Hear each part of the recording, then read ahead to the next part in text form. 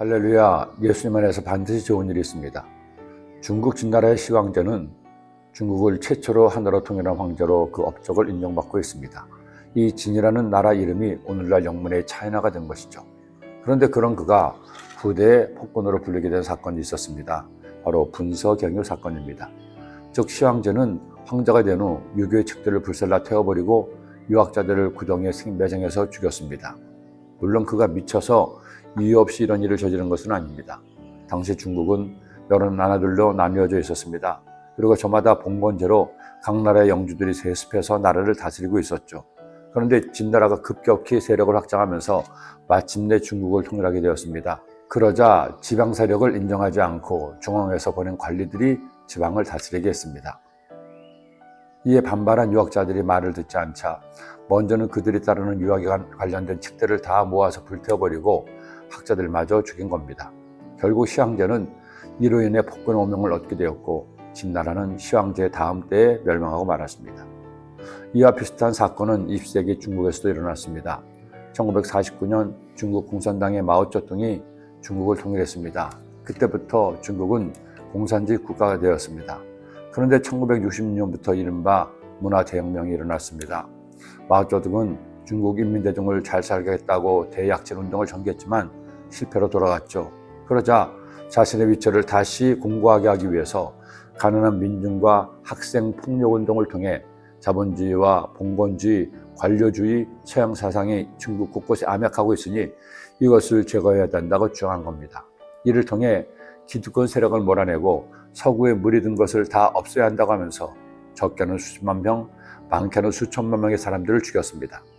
서양의 악기라고 해서 바이올린, 피아노를 불태웠고 봉건주의의 장제라고 해서 중국의 경극도 퇴출당했습니다. 가장 큰 피해를 입은 것 중에 하나는 당연히 교회였고요. 1976년 마오쩌둥이 죽고 강청을 비롯한 4인방이 축출되기까지 중국에는 그야말로 현대판 분서갱과 일어난 겁니다.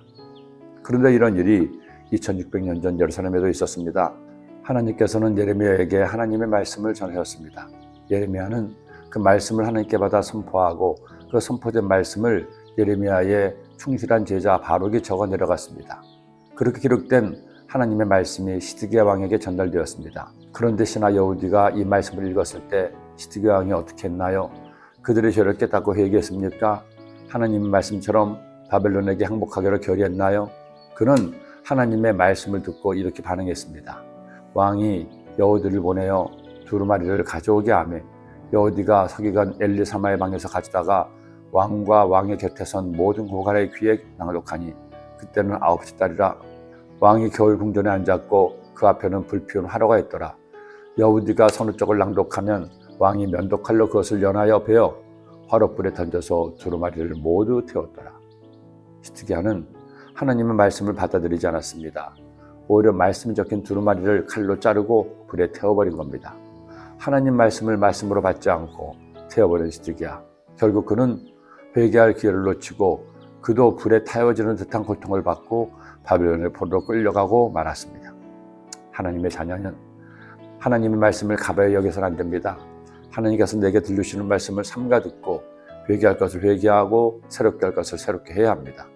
하나님의 말씀을 귀중히 여기는 사람을 하나님도 귀하게 여기십니다. 오늘도 주님이 들려주시는 이 말씀을 여러분 소중하게 간직하지 않겠습니까? 기도드립니다.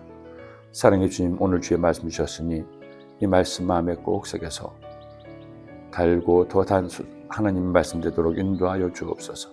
예수님의 이름으로 기도드립니다. 아멘.